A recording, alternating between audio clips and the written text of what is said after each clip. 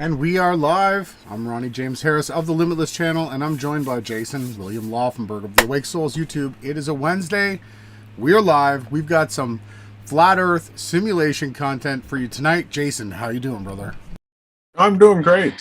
Doing great. This Wednesday evening. So people that follow our content know that typically Sundays are like spiritual Sundays. We'll do something spiritually related unless something's really popping, and then we got to cover that. But Wednesdays and Fridays, we like to do more of the science-y type topics. And we felt like a revisit to flat Earth and anti-heliocentrism and all that was in order. So if you've seen the thumbnail for tonight, it is representation of the equinox on the equator. And we're going to be going through a whole bunch of things on how the heliocentric model is impossible. Like any person can just look at their model and see it's impossible.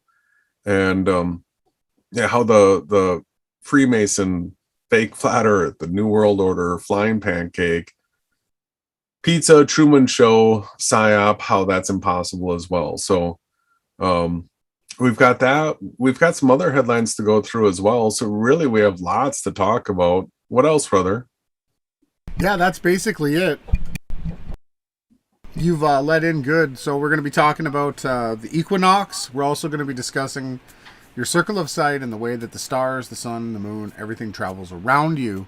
We're also going to be tying it together with a modeling, 3D modeling program that we've shown many times. We're just going to continue to bang these points home over and over again until everybody sees it the way we do. I mean, until you guys see the truth of what it is. And we've just done the work to find out what it is, and we're sharing with you guys what we've found. Now, if someone could ever correct us in any way, we welcome it. We always like to state that when we show people anything, we're always open to learning new things, right? It is a Wednesday. I'm thankful that everybody's here in the chat. It's nice to see everybody. Everybody's just doing a great job. Huge shout out to the whole TEAMYAHAWASHI. You guys have just been kicking butt lately, just making so much noise, so much light wake. Just follows out throughout the realm. I've been such a pleasure to see taking place. And excellent music choices tonight by Villar. He did a great job procuring a couple new songs. We got another new one to play us out later. But yeah, there's not too much that I really want to talk about. I would like to get into the content of explaining things and the way you've broken it down with the macro and the mini, right? We've got the large scale and the small scale. And that's what we're going to try to show people and tie it together how you see things, and then how we can show you how this works, on this map, right? Yeah, totally. So there's the flat earth content that we'll be going through. Then also some like breaking headline type stuff, but this is really sensitive stuff that we're going to have to be super careful about how we talk about it. So we're going to have to all get on the same page, be super careful, and you'll all understand why as we start getting into that content. There was one other thing that jumped into my head, and then it slipped out of it, and I'm trying to recall it right now. Go ahead.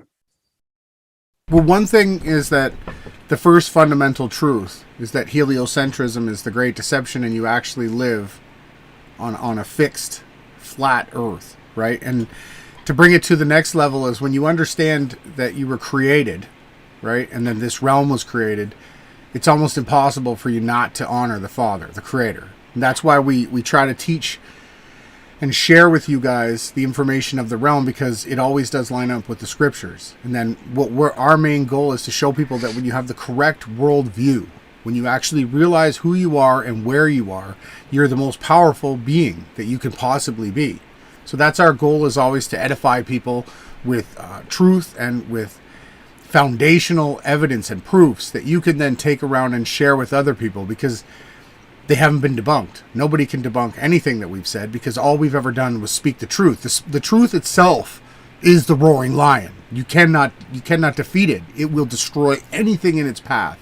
And we just want to try to share with you guys as simple as possible. I want to make things tonight, Jason, I want you to be extra simple tonight. We don't want anything to be complicated. This is something that anybody could be able to learn. You know, a 10-year-old should be able to tune in and understand sort of what's happening in the sky and the shape of the ground. We can use these things to corroborate different evidences, line upon line, proof upon proof. That's how we were raised. That's what we do here at hashtag TEAMYAHAWASHI. Again, huge shout out to everybody. Joseph, Seth, Becca Shine, Gigi's in tonight. Joseph Bender obviously has been doing so good. PJ CNET, we love all you guys so much. Tilly, as well as Mimi. Katie's back. Hi, Catherine. Nice to see you again this week. It's good to see everybody. Righteous Chick. Benjamin. Glad to hear. I guess Benjamin's home now. It's really nice to hear Benjamin. And we'll probably be having Benjamin back for sure for the Feast of Trumpets. So yeah, brother, I don't have too much more that I wanted to say. If we wanted to get into your screen share abilities, we could do that. Yeah, so I'm just going to say before we do that, super great point to bring up the importance of fundamental truth number one. All right, because we keep going back to this content over and over and over, and we've talked about how the reason why we picked flat earth as being fundamental truth number one is because we feel that it's the biggest gate. Like this gate right here really sifts a whole bunch of the wheat and the chaff, just boom, right off the bat. Is the Bible true or is science true? And so we've gone through the effort of showing what the Bible has to say about it and what science has to say about it. And once again, we're going to go through the evidence tonight of how this is easily debunkable from, like you were saying, maybe like a 10-year-old's perspective. You should be able to look at this and understand, okay, well, that's not that is impossible. That is impossible. So that fundamental truth right there, the importance of it is because it takes all logical brains, regardless if they believe in a creator or not.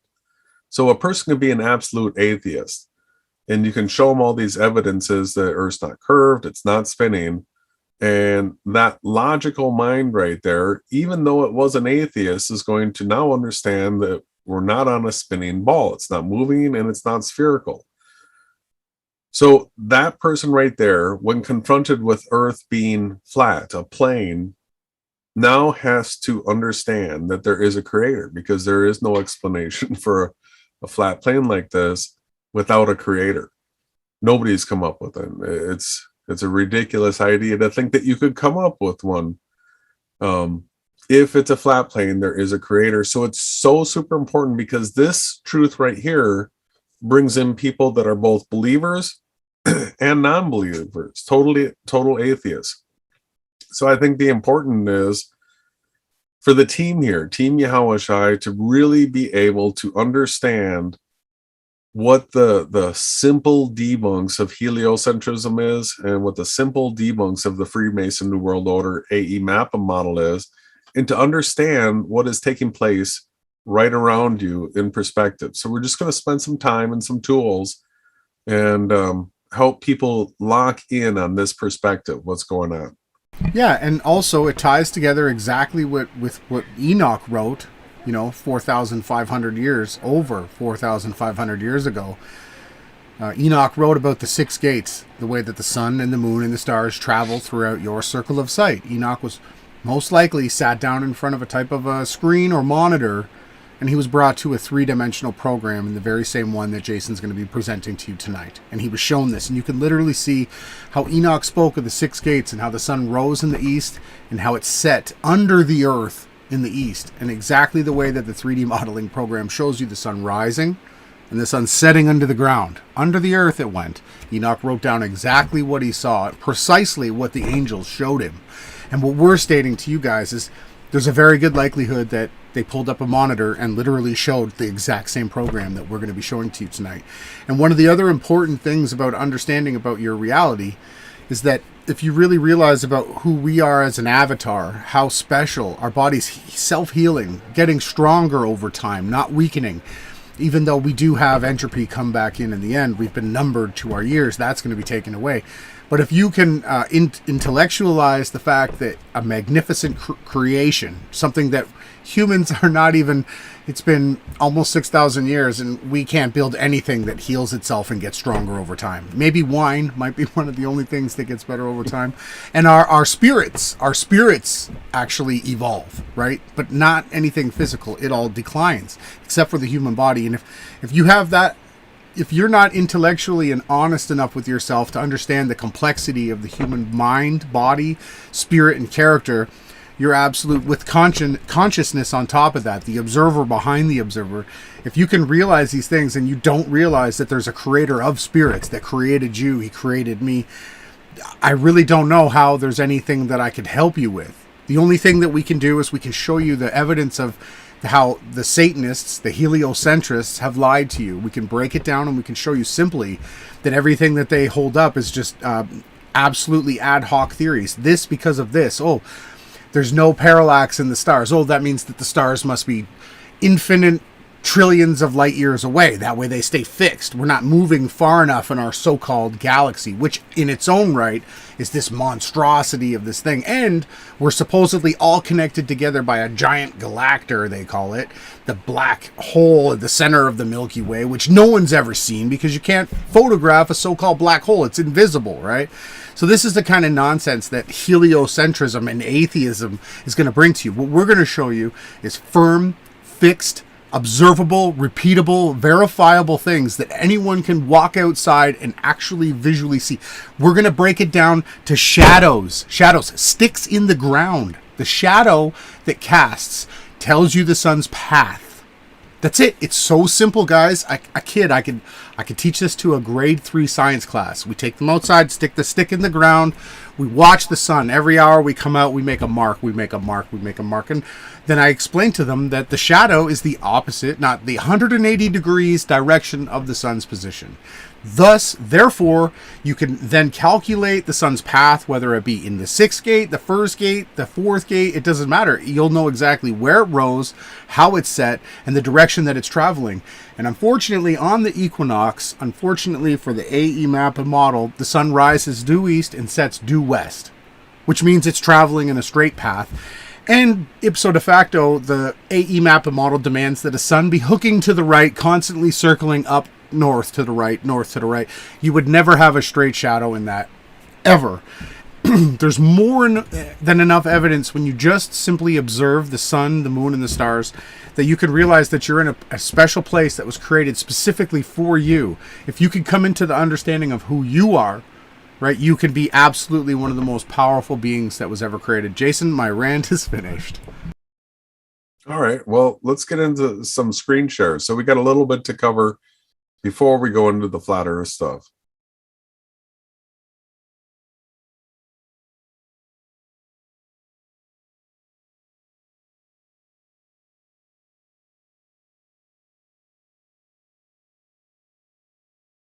Sorry. Just give us a quick second while we get things set up here. Jason took it to screen share. Okay, that went back to normal. How's everybody doing in the chat? Are you guys with me? The rant, did you guys follow it? Your worldview is absolutely imperative to your salvation. Right? Oh, your screen share is way too big. I gotta fix this. You should just leave it the way you have it. I'll adjust. Okay. Everyone says amen. So do you guys know what amen actually means? And why amen was added to the end of scriptures? I can tell you. Do you know why, Jason? No, I'm just going to tell you guys. The amen was actually something that just said truth, right? The apostles and whoever was writing that was inspired, at the end of what they wrote, they put truth, right? That's what amen says. So when you guys say amen, you're saying truth. You're stamping it with your imprint, saying, I agree, truth. Yeah, and it's also like a so be it. Now, I have seen the enemy put some effort into saying that amen is like Egyptian Ra worship. And right. So it's like the cult of amen or something they'll talk about. But we've actually done the research into amen because Well, we looked into words like God, and we looked into words like Jesus, and we saw psyops within them. And we looked into amen. And actually, after deep investigation, we didn't find anything wrong with it.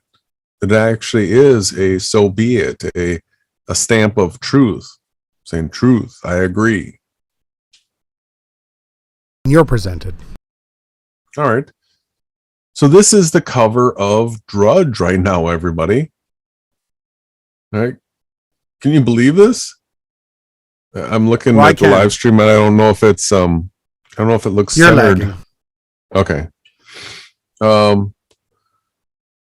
So this right here is serious. The Awake Souls channel has 2 community guideline strikes. That's the reason why most of the videos are on private, and we're live streaming right here, right now. So YouTube is banning all of a certain type of content. All of it. You cannot talk about that topic at all anymore on YouTube, and we are right now on YouTube. So we cannot talk about that topic. Well, we already knew that. We got a bunch of strikes because of that topic, right? But what we do want to talk about is the enforcement of the topic that we can't talk about. All right, so we're not going to talk about this from any sort of health perspective that you can imagine. We're strictly going to talk about enforcement right now, and this is what the headlines are reading. So Biden orders mandate enforcement with up to $700,000 fine. It's a pretty hefty fine. Seriously hefty fine. And so what we want to do is talk about the enforcement aspect of the topic that we cannot talk about. And here's an article referring to the enforcement. It has the word enforced. Right. So this came out September 28th, yesterday. And it says that companies are going to be able to be fined $70,000 to $700,000 if something that he's pushing is passed. I want to go through here quickly. Biden announced that companies employing 100 or more people are going to have to abide. They're going to have to be enforced on this topic. And the enforcement mechanism into their $3.5 trillion reconciliation bill. So it's got the parentheses reconciliation bill buried in the mega bill, a tenfold increase in fines for employers that willfully, repeatedly, or even seriously violate a section of labor law that deals with hazards, death, or serious physical harm to their employees. The increased fines and employers could run as high as $70,000 for serious infractions and $700,000 for willful or repeated violations. Almost $750,000 for each fine. They italicize that. If enacted into law, law enforcement could bankrupt non-compliant companies even more quickly than the $14,000 OSHA fine anticipated under Biden's announced mandate. So I want to contrast the 70 and 700,000. This is something that's been tucked into that budget bill that they're saying has to be passed, the $3.2 trillion. So this is tucked into it where it would raise the penalties to 70 and 700,000, but they're saying up from the 14,000 OSHA fine anticipated under Biden's announced mandate. So there's more details on this. The Biden administration has already started implementing its mandate blueprint. The Occupational Safety and Health Administration, OSHA, set precedent this summer and published an emergency rule in the Federal Register, taking jurisdiction over and providing justification for workplace hazard for healthcare employment. Early in September, Biden announced his 100 or more employee mandate and tasked OSHA with drafting an enforcement rule to exert emergency compliance over companies with 100 or more employees. The legislative provision that passed the budget committee raises the OSHA fines for noncompliance 10 times higher and up to $700,000 for each willful or repeated violation. Nancy Pelosi has not announced when the House will vote on the reconciliation bill that includes the new OSHA fines. So the new OSHA fines, they're saying we already have ocean fines, they're 14,000. You're going to see how they're just leveraging in this 14,000 like it's already there, it's already set. If legislation is enacted, OSHA could levy draconian fines to enforce Biden's mandate, a move that could rapidly bankrupt non-compliant companies. Mandate affects employers collectively, employing an estimated 80 million workers. So as we scroll through here, we're going to see the legislation. You got the budget bill on page 168 that increases the OSHA fines. So they're saying that this section 21004, adjustment of civil penalties, this is where the language for increasing the fines is. And then I find this interesting, the existing law. All right, so the existing law is this 29 USC 666. Lays out OSHA's enforcement fine levels. The 1970 enacted law reads, and then here's the civil code for U.S. code 666. Like, that should set off a few alarm bells for a few people. So then we have more talk here about these fines. All right. So they're acting like this $14,000 fine is a foregone conclusion already. I've got another article right here. So I wanted to know, when does this go into play? So we'll go back up here. When does the mandate take effect? And so this article says, here's what we know. This is the best article I was able to find on the topic. It's from September 11th of all days. And so it says that Joe has announced new rules mandating certain things. And so we're going to scroll through here looking for when. This is the question of whether or not it's legal. So in this article, it says that we can expect, here, quote, the only certainty I have is that a judge will immediately block the rule from taking effect, sending it quickly to the Supreme Court justices where its legality will be debated. So there's all the predictive programming here that this is going to go to the Supreme Court, and then they're going to have to make a decision on it. So now we have topics like, can OSHA mandate? And so it says here, Biden signed executive orders mandating certain things. The orders include limited exceptions for medical or religious reasons. But USA Today reported that any federal worker who refuses to comply could face disciplinary action. So then the question, does it apply to federal contractors? Yes. This is Oklahoma. So the question is, are tribes exempt from the Biden mandate? They say, we don't know. So this question, when does the mandate take effect? Let's read this.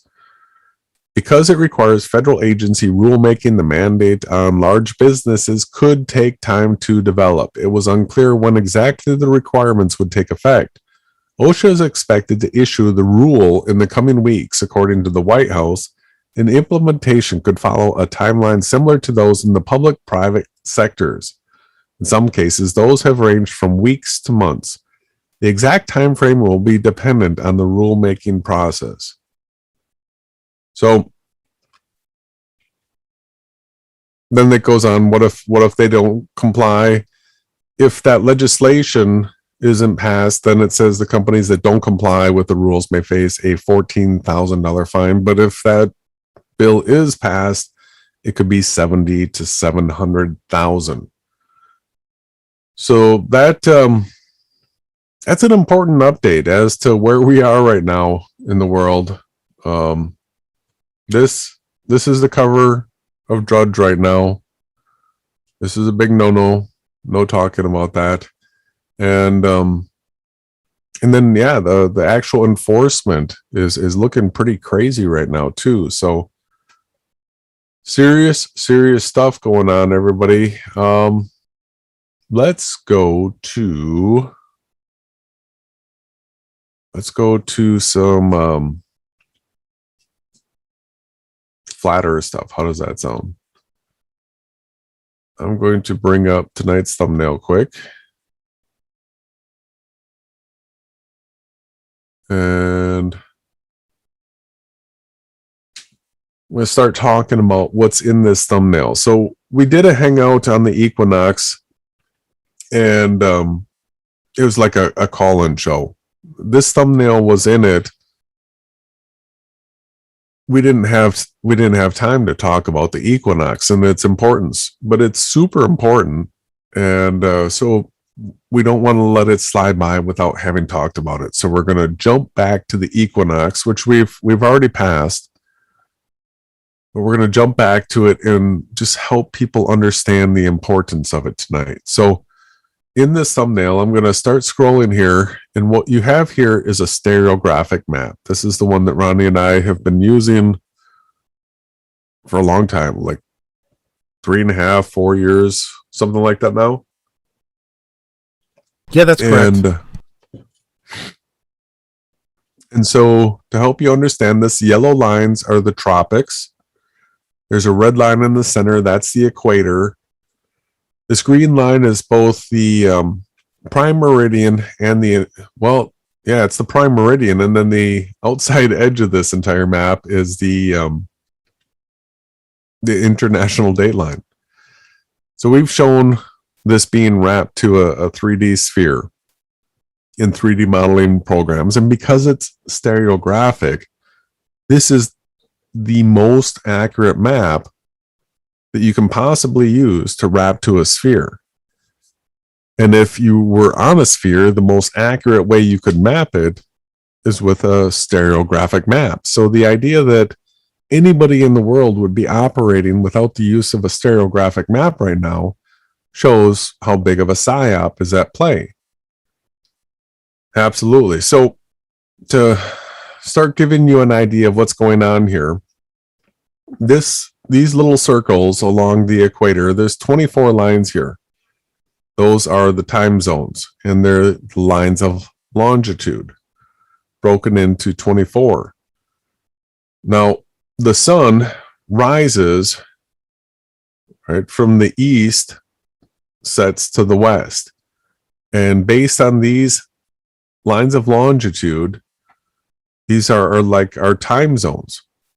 And you can take this against any time zone map, and although these lines of longitude aren't exactly, you'll see the same amount of time zones for each area, right? Because they're not using a stereographic map. They'll have it splayed out and it'll be distorted. But this is a way the Earth actually looks in a stereographic map. So we're going to be looking at this model right here. We're going to go to that website again. But what it is it's clips of a place on the equator, on the equinox, and it's going to show the sun rising 90 degrees due east, setting 270 degrees due west, and it's going to show these exactly straight shadow lines, and no shadow at noon. That's how you know that you're at the equator. So we're going to learn how this works and go through some models and just continue to point out how this debunks heliocentrism and the Freemason New World Order AE map and model. And this is something that anybody can test anywhere on Earth at any time. If you want to know what's going on in the Southern Hemisphere, near the Northern Hemisphere, just get yourself a live feed somewhere where there's like a telephone pole or something, just some pole stuck in the ground, and you'll be able to figure out the path of the sun around that pole based on the shadows. So we're going to do some of that work tonight just so people understand this, and then you're going to start to see how close this happens to you, right around you. So this footage here, we're going to zoom in. We're going to go to the Philippines. So I picked 3 locations that would be like the most populated places along the equator. And the Philippines, Africa, and Ecuador, these are going to be like the most populated areas. And so now we're zooming in. We're going to get a nice close-up of this.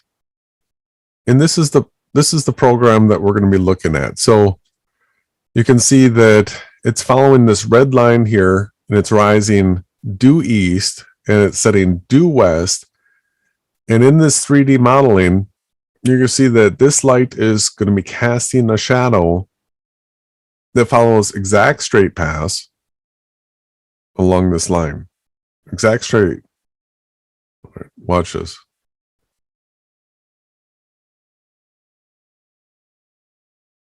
So at midday here, if you're on the equator, you have a stick in the ground, you are not going to have a shadow to the north, south, east, or west. You know that the sun is directly over your head in every which way possible. All right, it's not north of you, it's not south of you, it's not east of you, it's not west of you.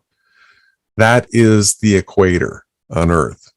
Any place that can experience that on the equinox. So we have 2 equinoxes, a spring equinox and a fall equinox. And this is how you identify the equator. And this is when you know this measurement, you can start figuring out your latitude to the north of the equator or your latitude to the south of the equator. So just watch how these shadows work. After this day ends here, I'll zoom back out and I'm going to go over to Africa. And by zooming out here, you're going to see the perspective of all these things over the face of Earth on a stereographic map.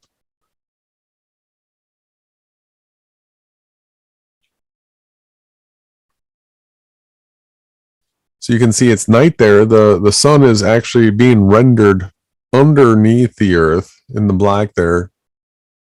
I can show you a bunch of different vantage points of that tonight. Now you can see on the right side here, day is beginning. You see how day is moving across the Earth right here. You see where each day is beginning. And then on the equinox, the length of the day is going to be 12 hours, and the length of the night is going to be 12 hours. So it's equal day and equal night with this like zeroed out setting of the sun rising 90 degrees east and setting 270 degrees west. So we're coming back up. We can see the whole Earth here. Now we're going to zoom in and take a look at another spot along the equator. And notice that each one of these, we're going to call them circle of sights. This is going to be a person's circle of sight down on the ground. Each one of these, you always set your compass to north. Your compass is set to north. You're pointed at Polaris. So right now you can see that the sun is under the Earth. You can see that red dot while it's at night. It's under the Earth, but it's going to be coming up. And then here comes sunrise. There comes the shadows, long shadows. And now they are tracing that line as a straight path because the sun is rising due east, setting due west, going straight overhead. casting no shadow to the north or south. And here we go down again like this. Long shadows. This only happens on the equinox. We can show every other day of the year as well, but this straight path is an equinox specific event, and it absolutely shatters heliocentrism and the fake flat earth. So we've got one more example here in the thumbnail. We'll come back up, get our full overview perspective again. Watch how day is transpiring across the face of Earth. I'll point out here, so you got the day dawning. It's going to come all the way over to this edge. Once it comes over to this edge, it'll continue to follow through on this side here. See, it's coming across, new day. Here comes the rising of the sun on the new day over here. So that new day is coming across the face of the earth.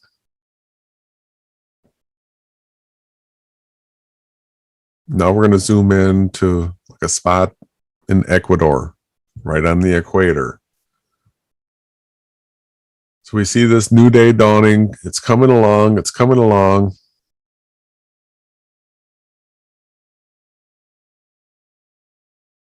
Notice how the camera is turning because our orientation is north.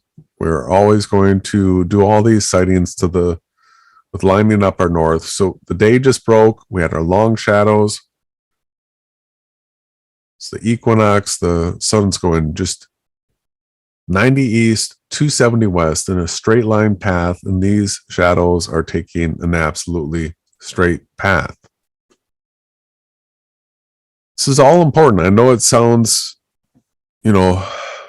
trivial. No, it's menial. basic. It's basic, and it like, again, if you look at the direction of the shadow, you can find the direction of the sun. Then you can then determine where you are on Earth. You can determine everything, your position, everything. It's so basic. All you need to do is understand how the shadows work. All right. So after having gone through that, and you got to zoom in and see what's going on, let's go take a look at the heliocentric model quick. And let's just throw it under the bus as quick as we can. It's bad.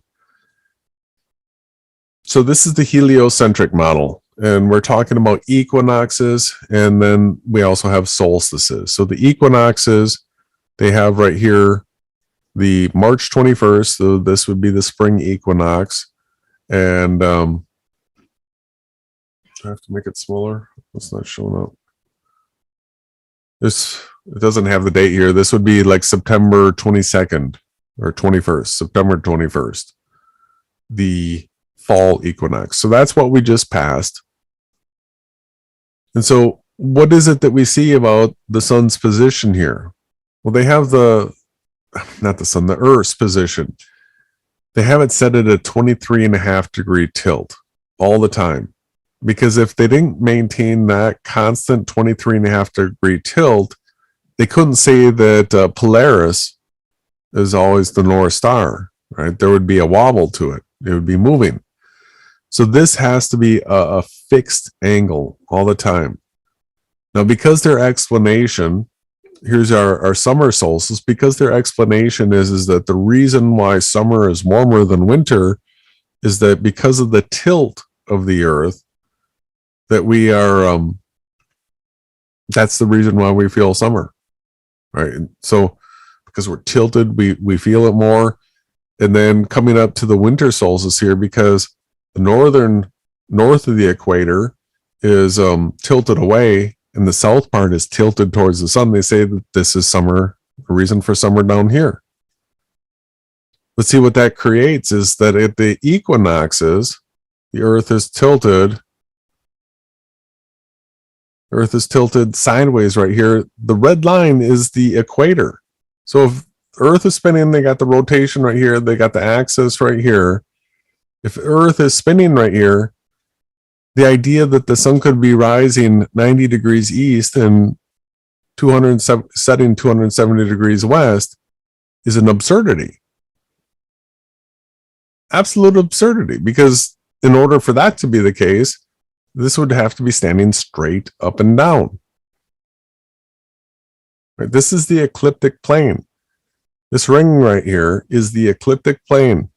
In order for the sun, or for the sun to rise 90 degrees east, set 270 degrees west, this axis would have to be set perpendicular.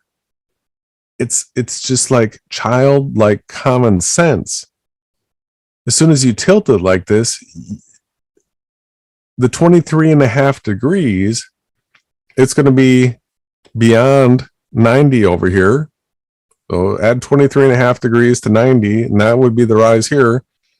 And the 23.5 degrees here, you would have to add to the 270. That would be your sunrise and sunset angles on the equinox. Unless if you were to take this pole, stand it up vertical, and make this thing spin horizontal. So the heliocentric model does not work because of the equinox. Because of the equinox, it just doesn't work. It's an impossibility. You just throw it right out the door. Take any person that believes that they're on a spinning ball, show them this. How do you argue against that? It's undebunkable. This absolutely obliterates, blows away heliocentrism. It so does. So are you going to continue? Because I have some questions and things I'd like to interject. Yeah, go ahead. Well, you can keep the screen share. If you put the modeling program back on, please. I'd like you to show almost a side view with the plane of the Earth parallel to the eye observer. So take us down, zoom in, take us down. Show it, yeah, right there. That's fine. I'd like the Earth to be, level with our eye. I want to show people. So, again, in the beginning, I had mentioned that we were going to show you exactly what Enoch was shown. So, in the sky, what Jason is showing right now, there is 6 different sections that are delineated up. You've got the one in the center with the red line, which happens to be the ecliptic path. Then you have the 3 gates going right, the 3 gates going left. The sun rises in the east through one of those gates, which is also called a portal. Now, when they were writing the scriptures and they used the word portal, they were explaining the same way you see at sea. There's portals. There's sections where boats pass through a section of the water. This is exactly what Enoch was writing down. The first portal, the second portal, the third portal, the fourth portal, and the 6th portal. This is how it's explained. Now, if Jason hits play on the animation while I continue to explain, you'll see the sun rise when he hits play. Maybe he went for a break. Oh, there he is. Watch. There you go. So pause it. So now we can see that the sun is traveling from our left to our right. What this means is that we're in the northern hemisphere looking south, right? We can tell because if it was traveling from the right to the left, you'd be in the southern hemisphere looking north, right? And when I say southern hemisphere, it's for the lack of a better word. You're on the south side of the map. If you break up the square map that we use, the stereographic, into 4 sections, you'll have 2 sections on the top, which I'm calling north, and 2 sections on the bottom, which I'm calling south. So you see the sun rise in the east. So hit play again and show me again. I want to see under the earth. Because when Enoch was shown this, I'm telling you guys, there's a good chance he was shown on a screen just like this. Oh, you went too far. So as you see the sun here, you got to tilt it down more. You're not able to do it anymore? I think you can do it. No, I have to adjust so that it shows night when I... Okay. Where is it? Animate. Hopefully everyone's paying attention. I see people talking about rockets. We're talking about the path of the sun, the moon, and the stars in your circle of sight. Exactly what Enoch wrote, we're showing you guys with a 3D model. Okay, boom. The sun now set. Look. See, no, it's just skipping. Jumping. Yeah. So what Enoch was shown, I don't know why you've got a bad setting. Funny. As the sun rises in the east, it sets in the west. And there's another scripture that says, so the sun rises and so the sun sets. So as the sun rising for you, it's setting for someone else. This is the way it was created.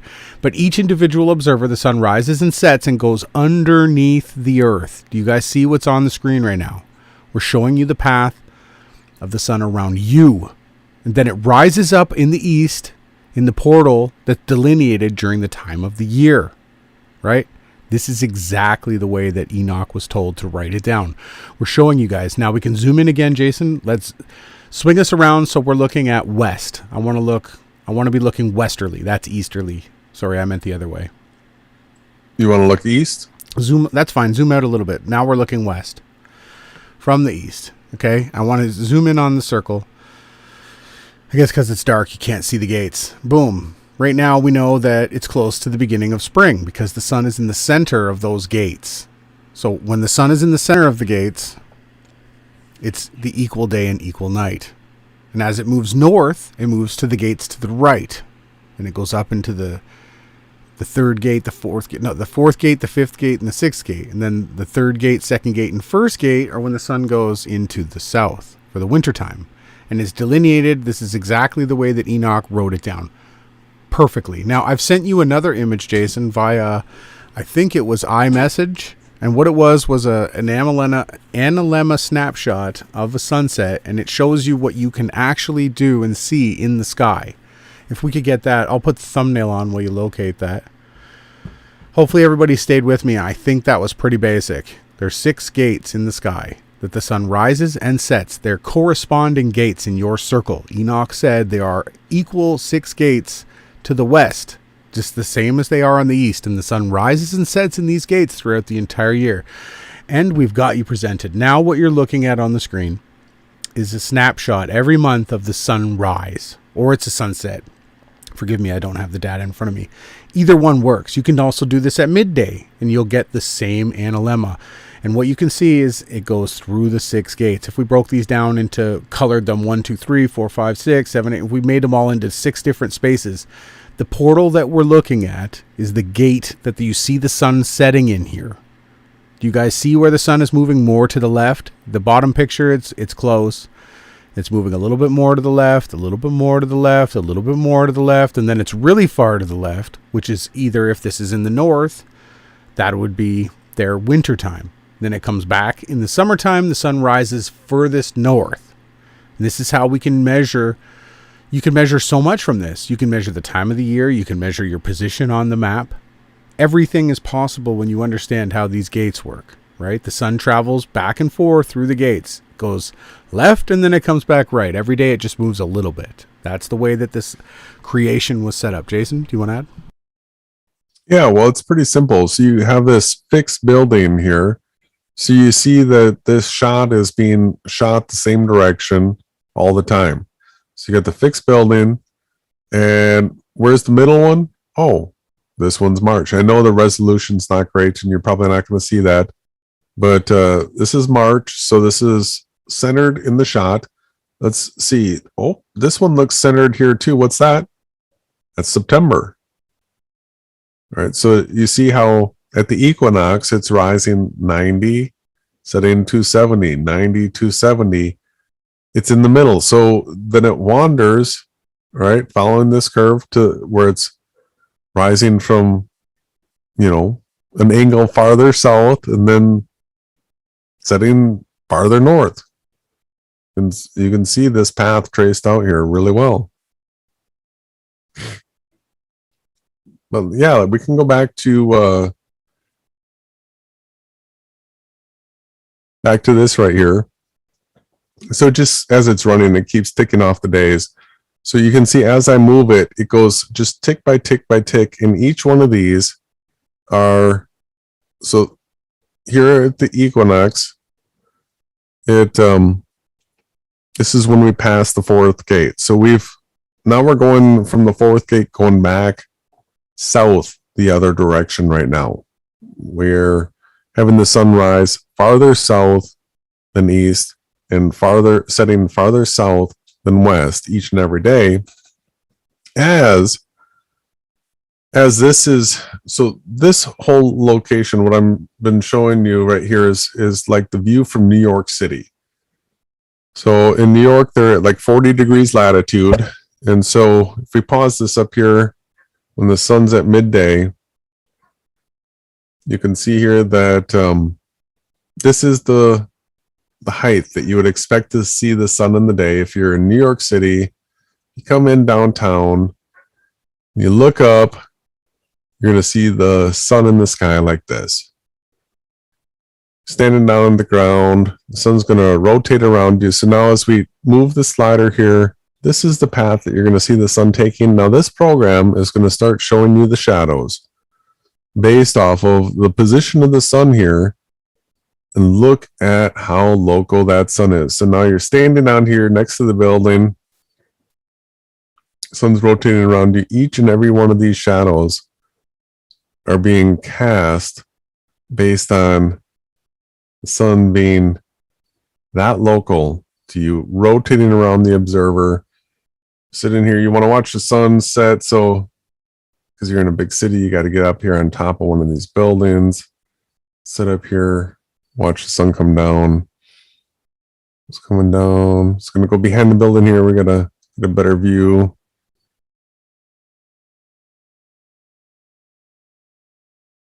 So your building's right here. You can see this is your view. Watch the sun coming down. Look at it. It's going to land due west. So sun rose due east. It's set due west. Let's go back. We'll watch our sunrise here. Okay. It's coming up due east right here. It's going around. It's going to set due west. But you can see that it actually didn't follow a straight line. Not here, because we're not at the equator. We're up at New York. We're 40 degrees north. What's happened if we come out and take a look at this from an orthographic view, which you're never going to see in reality, but if you see that path, the sun rose from the person's horizon here, and it never went directly overhead here. It just rose east, followed this arc right here, and set due west. Now there is an interesting thing that takes place because of this. So we're going to watch some shadows quick. Let's take the shadows back here. We're going to follow, got these tall buildings. Let's come over here and look at these grid lines. So we've got this long shadow coming in. Watch what happens here. So the sun's going to make this path around. So I'm looking at this blue line here, which is the darkest. You've got the skinny tower. It's pretty much tracing the edge of that. The bigger tower is a little bit short of it. Now watch what happens here. They are going to run straight. Those shadows, we come over here, take a look at these shadows. Here they are, tracing across this darker blue line here. Watch how these shadows, as they're extending, they're tracing that line in a straight path. So even though the sun did not travel straight overhead for the observer, on the equinox, the path that the shadow traces along the ground is a straight line. Now this changes all throughout the year, and but on the equinox, you're going to have straight path shadows, but only on the equator. Watch what happens here. I'm going to start moving my location. So I'm up at New York right now. Let's start moving down towards the equator. I'm moving our location. Look at what's happening to how the sun travels around the observer. So now you can see that I'm down to the equator. Look at this. This is what we were looking at before. Yeah, this right here is the debunk of the AE mapping model and the globe. In the thumbnail. So now here we are at the equator. And now let's take a look at the sunrise. So here, our shadows are coming in straight path from the west. We got our sun rising due east. We're coming up to no shadow time in the equinox right here. No shadow. That's super important. Super important. And then as it comes down, straight shadows to the west. Now here we go. As we head south, keep our orientation. Here's west on the left side. Here's east on the right side. We're going to start moving south. Let's get a little bit of a side angle so you can see this. See what it starts doing. So as we come south, all right, look at, just like we were in the north, up in New York, we were at 40 degrees. Now let's go to like minus 40 south. So we're going to be down here in this region here. So just as far south as we were north, now we have the reciprocal, where the sun is rising in the east. The east is on our right side now. And it's going to rise from the east 90 degrees. And it's doing the same thing with the shadows. It's drawing a straight line on the ground. The path is arced of the sun, and it's going to come down and set due west. So this path right here shows that the sun and moon cannot be doing circles around a single polar point. Because now every day from now until spring, watch what happens. As I move this slider, we're going towards the winter solstice. Let's get out here to like December 21st, somewhere in that range. You see, now that arc, instead of being in the middle like it was before, the fourth gate that we've talked about in Enoch, now it's all the way out here at the far edge. So that means when you're down here, 40 degrees south latitude, it means at sunrise, watch where the sun is going to be coming up from.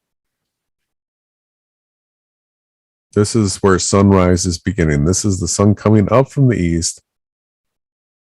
It's coming up from like 122 degrees. So 90 is east. 90 is east. You can see 90 is, where is 90? Here's east over here. Here's east.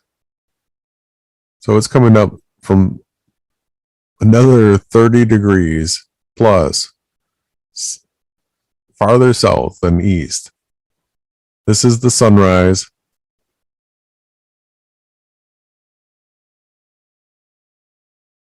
And this is the big arc that it's going to make around the observer. Let's see, it goes around north of the observer, or farther south than the equator. So you'll never have the sun directly overhead here. This is the path of the sun around the observer south of the equator.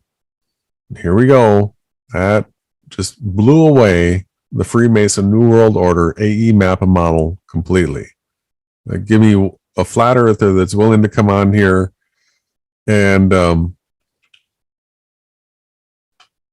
somehow try to validate their model when anybody can look at the shadows south of the equator and see just how impossible this is. Shadows alone, guys. Listen, I said to you guys in the beginning that we could teach this to a 10-year-old. We could take a 10-year-old to the equator, to Ecuador, Jason and I. We could do this, right, when the sun is rising directly out of that gate. Now, we can stick a stick in the ground with that child, and we can show them that the sun goes straight. And an equatorial sundial, it's just a straight line. And the shadow comes up long, and it gets shorter and shorter until at midday there's no shadow. And then it lengthens throughout the rest of the day until it sets. It's an absolute straight path. This is impossible for the AE map model. And not only that, but the fact that the sun rises due east and sets due west twice a year everywhere on the map completely throws out physical heliocentric reality. Okay, that's right, so it's exactly. Watch this. So you type in flat Earth model, look at images, and they're all the Freemason New World Order AE map model. So if we bring one of these up, that's not what I wanted.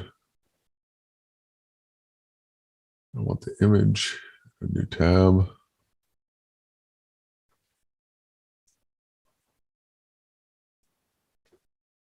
So we're talking about the sun rising 90 degrees east, setting 270 degrees west, anywhere. So let's do a little drawing here.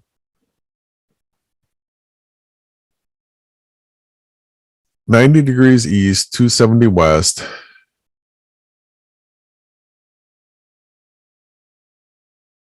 Do you see what happens when you have a straight line here? It doesn't work for the sun to be traveling in circles around the supposed center of the map, which would be Polaris, which actually the compasses don't even point to. We could just debunk this over and over again. The compasses point to magnetic north, people, not Polaris. You have to declinate to get the correct heading. When we show you our map, it actually, the lines of latitude and longitude completely declinate for you. You just simply draw a straight line. Look at these, like, it's impossible that what Jason's showing you guys. Those are, see, if you're going straight 90 to 70, like, yeah, how do you go the other direction? Because really what's going to happen, you go 90 to 70, it's going to go like that. If you're in the United States, 90 to 70, it's going to go like that. It's just going to go right off. So the straight lines don't work on a circle. When you're going around it, you can't have a straight line if you're going around a circle. You can't have everybody have a 90 to 70. It's impossible. You're on a circle. Yeah, but you can't do it on a ball either, because every degree you go north or south on the ball, the angles of sunrise and sunset become super drastic. So on the north, to have a rise to have the 90 to 70 on the poles is an absolute impossibility. It's an absolute joke, right? It's it's not worse than this, because this is really bad on top of it. But so, Jason, I think we've pretty much was there anything else? I didn't want to go too long tonight, because sometimes these types of podcasts, I really want to, if you could give me the screen share, I really want to bang home the simplicity. The shadow on the equator, right, showing the sun doing a straight path, destroys the AE map model, right? And it doesn't work on a spherical Earth either. But the main thing that we always try to show people is that when you wake up to certain truths, there's other conspiracies hidden within those conspiracies. There's multiple layers. You have to continue to fight, and you need to renew your mind daily. You need to be asking the Father of life to tell you the truth, not Jason and Ronnie, right? We will come out and share with you what the Father shares with us, but you need to find it for yourself. Truth is only understood when it becomes your truth. Jason and I can come up here and we can talk for hours and hours and hours. But until you guys actually see what we're saying and go out and look in the real world, you're not going to understand it, right? So what Jason was showing, what's on the screen, what? We have a question from the chat from Katie. Why would you say that the AE map is worse than heliocentrism? We just... And I would say it's worse because anybody can just, by watching a sunrise or a sunset, see that the sun doesn't grow larger during the day because of perspective and shrink into a tiny little dot. That's just one thing. We can clearly see with every sunset that the clouds are underlit, that the sun is below the clouds, it's lighting up. Yeah, so on the AE So- map and model, they demand that the sun is 3,000 miles up. What Jason's saying is that a cloud that's between 3 and 10 miles away can clearly be seen in front of and behind the sun as it's setting, right? This totally does away with your supposition that it's 3,000 miles up, let alone 90 million miles away. That's an even more ridiculous claim when you start to see the clouds behind it. But then the reason why the heliocentric model actually is better than the AE map and model is because they can actually sort of take our map, the stereo, no, they can take our map and they can project it onto a sphere and all the measurements still work. But only can you dead reckon and truly use the map that we're using in the thumb right now when you actually draw straight lines across this. They become called room lines. Then when you project this map to a sphere, you'll have a curved straight path, right? So the spherical Earth had, you know, 1,000 years or 500 years of the top thinkers, the top Satanists or atheists. They were able to try to make something as similar as possible. And not only that, Yahweh hath created this place so that you can go after your own vain imaginations. If it was one way or the other completely easily, if we didn't have to teach any of this, if we didn't have to research any of it, there wouldn't be the chance for you to gain wisdom and to gain crowns of Bereanism. When people go and do the research, when they find out the truth, you get riches in the kingdom. And if Jason and I said he created it so you could suppose that you live on a sphere, but you can't prove it. You can't prove that it moves. You can't prove that there's curvature. Actually, none of them have ever been proved. There's no test that ever showed that the Earth is a sphere or that it's moving. And there's no true pictures of the sphere because you can't get high enough. You run out of atmosphere. And that's another code. Every word that they've interjected has all been to cradle to grave us. You have this stupid spinning Earth theory above your head as an infant. They already have you looking at the spinning spheres. It's all nonsense. What Jason and I do is just simply flatten it out, make the path straight, and we show you exactly how the sun travels throughout the map. We make it simple. And the shadows alone on the equator, you could show a child and they would say, well, that shadow's moving straight. Well, if the shadow's moving straight and we already have established that the sun is the 180 degrees, so wherever the shadow points, if you look the other direction, you will always see the sun. So when you realize the shadow's going straight, you realize that the sun can't be circling. It's going straight over the observer, right? It's that simple. That alone debunks the AE map model right there. Yeah, so at least heliocentrism has a little bit of an explanation for things, the observations south of the equator.